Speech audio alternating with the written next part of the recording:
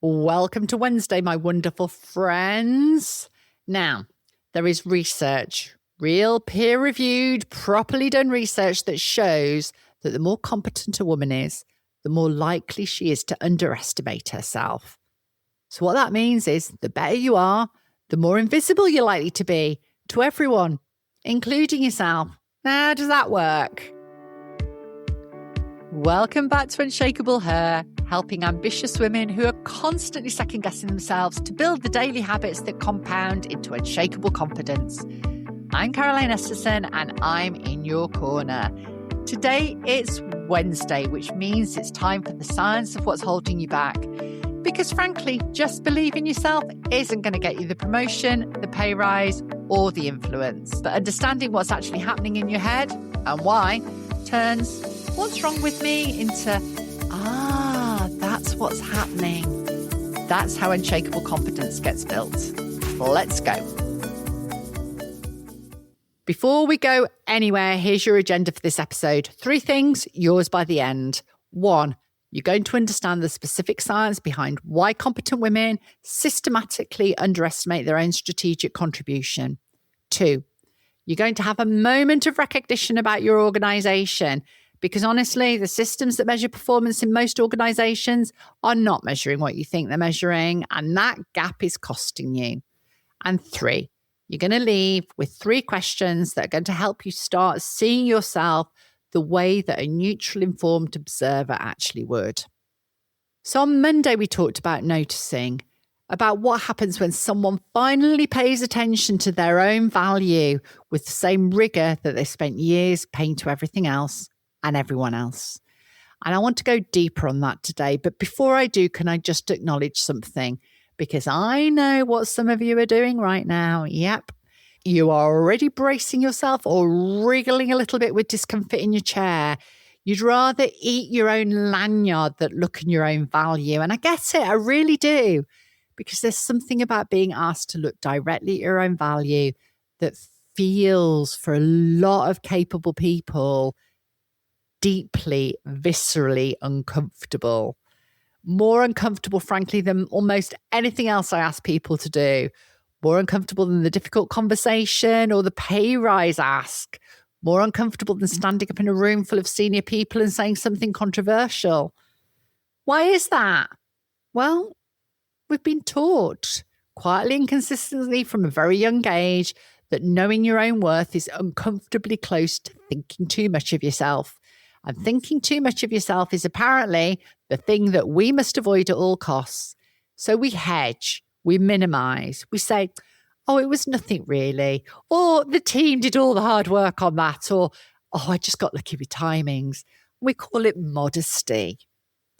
But it's killing your career. Yeah, Wendy, I can see you smirking as you listen to this. For those of you who've not met her yet, Wendy is my work wife, and we've been together, well, forever, really. She's one of the smartest people I know, and she has the patience of an absolute saint, which is useful, really, because she spent years watching me deflect every single piece of positive feedback like it's a ball, and I'm a very committed goalkeeper.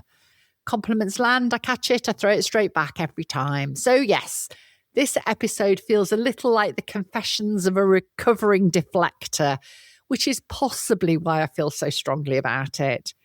Because I've done the work on this and I'm still doing the work on this, and I know exactly how uncomfortable the first bit is. I also know what's on the other side of it, and it's worth it. I promise you it's worth it. So here's what I want to say before we dig into the research. This isn't about arrogance or about becoming someone who talks about themselves at dinner parties until everyone is quietly looking for the exit, or frankly, for the bottle instead of a glass so they can glug themselves into oblivion. This is about noticing yourself with clarity and honesty, and without either false modesty or defensiveness, with the same rigour and professionalism and care that you've spent years paying to everyone else. And yeah, it is harder than it sounds, and it's not entirely your fault that it's hard, but we're going to do it anyway, because you didn't come here to stay comfortable, did you? You came here to get seen, because there's science behind this. Science that explains why Diane spent 14 years being exceptional and at the same time invisible. Science that explains why the room full of clever people at the end of Monday's meeting went home wondering if they're actually good enough. And science that explains why your organisation, despite its best intentions, might be perfectly designed to keep your contribution hidden. This is not about imposter syndrome in the vague, general, well-intentionally useless way people usually talk about it. It's about the specific, nameable, and solvable reasons why brilliant women don't see themselves clearly and what you can actually do about it. Okay, so science. Buckle up, people. The science bit, because facts beat fear every time. Let's start with the research that I think is both the most important and the most underreported finding in modern workplace psychology. In study after study, and we're talking decades of consistent replicated findings here, women rate their own performance lower than men rate theirs. Did you get that? Women rate their own performance lower than men rate theirs, even when the objective performance is identical, even when the outcome's the same, even when external observers rate the woman's contribution as equal to or higher than the man's. But here's the part that really matters. The researchers didn't find this because women are less confident in general. They found it specifically in relation to strategic contribution. Women consistently underestimate the degree to which they're operating strategically. Things like thinking ahead, influencing outcomes, shaping direction, because they don't categorize what they're doing as being strategic. They categorize it as just doing the job. Sound familiar? Diane had been thinking strategically for 14 years. She just never called it that. She called it getting on with it. She called it doing what needed to be done. She never once connected the dots between what she was doing and the language her organisation used for leadership. Not because she wasn't capable of making that connection, but because nobody had ever asked her to. Now, here's where psychologist Ellen Langer's work becomes genuinely life-changing. Langer spent decades researching what she calls conditional thinking, and it's one of the most practically useful concepts I've come across. Most of us move through our working lives on autopilot. We do things the way we do them because that's how they've always been done. We see ourselves the way others see us because that is who we are. We accept the categories project manager, not director, doer, not strategist. Because once a category exists, it shapes what we notice and what we ignore. Conditional thinking is the practice of staying deliberately curious about those categories. Instead of this is how things are, you ask, under what conditions could this be different? Instead of this is who I am, you ask, in what situations am I already being something more than this label suggests? That is exactly what Diane did when she asked herself, if someone watched me for 4 weeks, what would they say I was capable of? She stepped outside the category she'd been placed in and placed herself in and looked at the evidence with fresh eyes. And what she found was waiting for her all along. She just needed the right question to see it. Now, here's your second piece of science, and this one is about energy, not perception, but the two are more connected than you might think. Mihai Csikszentmihalyi, and yes, I'm going to say that name with the full confidence and no apologies. I did check the pronunciation on YouTube anyway. This incredible Hungarian psychologist, see what I did there? Spent his career researching what he calls flow. That state of deep, absorbed, or completely engaged focus where you're at your best and you know it. You know that space where time does something strange. You can lose yourself for hours, where the work feels meaningful. You feel capable and everything clicks. And here's what his research found. Flow requires a specific balance between challenge and skill. Too easy and you disengage, whereas too hard, your anxiety starts to spiral. But when the challenge is just at the edge of your current capability, that place there, that is where flow lives. That's where your best thinking happens, where you're most visible, impactful, most yourself. Now go back to Diane again from Monday. After 14 years, she was masterful at project management. It was completely effortlessly masterful, which means she'd stopped being challenged by it in the way that creates flow. She was in what Csikszentmihalyi calls the comfort zone, not struggling, but not growing, not fully alive in her work. She was competent, reliable, and invisible. She'd never been invited to do more, and because she'd never invited herself, the moment she started operating at a director level, making her strategic thinking visible, influencing at a more senior level, or stepping into the discomfort of being seen differently, she started to find her flow again. And the people around her felt it immediately, not because she'd changed her skills, because she'd changed her level of engagement. And fully engaged people are magnetic. You can feel them in a room. And that shift from comfortable competence to deliberate stretch is another 2 millimeter difference. It doesn't feel small when you're doing it, but the gap between where Diane was, where she ended up, was a series of tiny intentional moves, not transformation, a direction. So here's another clue for you for Friday's anthem, by the way. An animal that is very quiet for a very long time and then opens its mouth. And when it does, everybody hears it. You might start getting warm now. Not the club, just bad processes. The system's the problem, not you. Let's fix it for you and the next one in. Right, I want to talk about something that doesn't get said enough in conversations about women and career progression, because I think a lot of the narrative sits very heavily on the individual, on what women need to do differently or think differently or be differently, and not nearly enough on the systems that are making it harder. So here's the truth. Most performance review systems in many organisations are measuring output, what you delivered, what you completed, what was produced. And that is important, of course it is, but output is not the same as leadership potential. Output tells you what someone did. It tells you almost nothing about how they think, what they notice, how they influence even, or what they see that other people miss.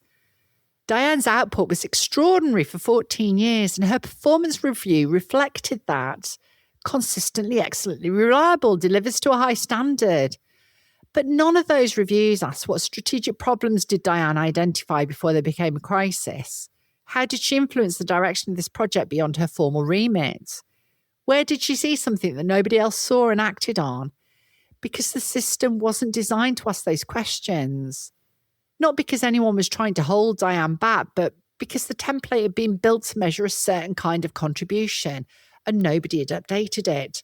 Nobody had questioned it. It just kept rolling forward year after year, measuring the same things, missing the same things, telling the same incomplete story about that same extraordinary woman. Sound familiar? We talked about this a little bit last week, didn't we? Processes that nobody questions, systems that were set up for one purpose and kept running long after the purpose had shifted.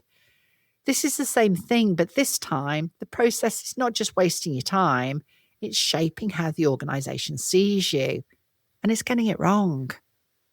Now, here's the important bit, because I never want to just leave you with a problem, do I? That's not what we do here. You can't always change the system, but you can change what the system sees. And that is exactly what Diane did. She didn't wait for the review template to ask the right questions. She started answering them anyway, in conversations and updates, in the way she framed her own contribution, made the visible visible, not for the system, but through the system. And then the people who mattered started to see something they hadn't seen before.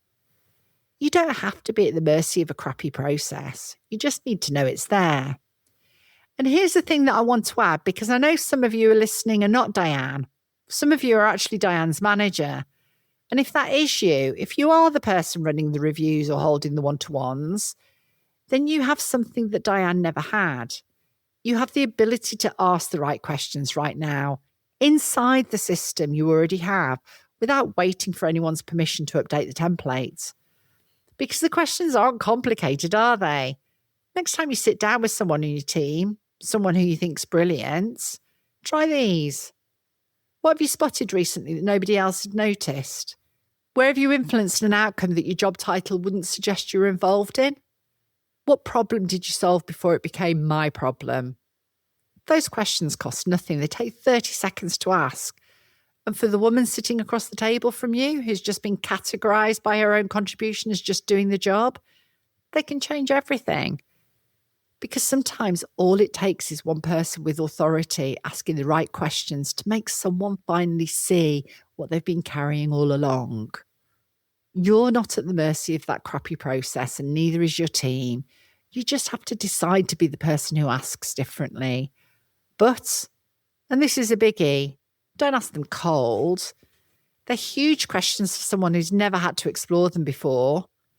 Give the person the questions in advance, and if you can think of examples that you can share in the meeting, well, can you imagine how empowering that would be? Go on, I dare you to lean into that. Right, 3 questions for you, and here they are. Question 1. In the last month, where have you been thinking strategically without calling in that? Where have you been seeing something, shaping something, influencing something, and describing it as just doing your job? Write it down, because the act of naming it is the beginning of everything. Question 2. What does your current performance review system measure? And what doesn't it measure that is actually the most valuable thing you bring? That is intelligence. Because once you know the gap, you can start filling it, not waiting for the system to catch up, but making sure the people who matter see what the system is missing. And question 3.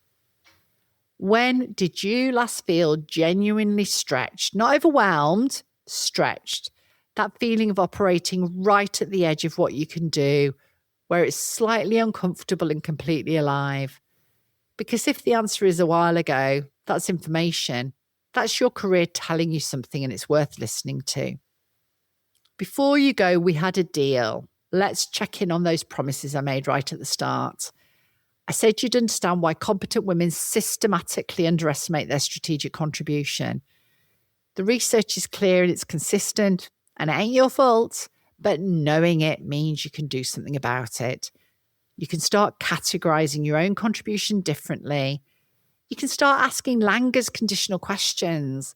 Instead of this is how things are, you ask, under what conditions could this be different? Instead of this is who I am, you ask, in what situations am I already being something more than this label suggests? You can step outside that label and look at the evidence. And then I said you'd have a moment of recognition about your organisation. The performance review that measures output but not potential. The system that's been rolling forward, measuring the same incomplete picture for years. It's not personal, but it is costly. And you now know it's there. And you have a way to combat it, even if you can't change the system itself. And I said 3 questions. You have them. They're not comfortable questions, but they are honest ones. And honest questions answered with the same rigour Diane finally turned on herself are where everything starts to change. And on to Friday. Are you going to join me? Your song reveal is coming, and I think by now you might be very close to knowing what it is. We've got What Would Caro Do? And the dilemma this week is one that made me slightly emotional when I first read it, which tells you everything you need to know. And we've got 3 quickfire career moves that are going to take everything we've talked about this week and turn them into something you can actually feel in your confidence, influence, and in how the right people start to see you. Friday, don't miss it. That's it for today. Before you go, if something in this episode made you think, that's why I do that, hit follow wherever you're listening, because that moment of recognition, that's where Unshakable starts. Remember, I'm in your corner. See you Friday.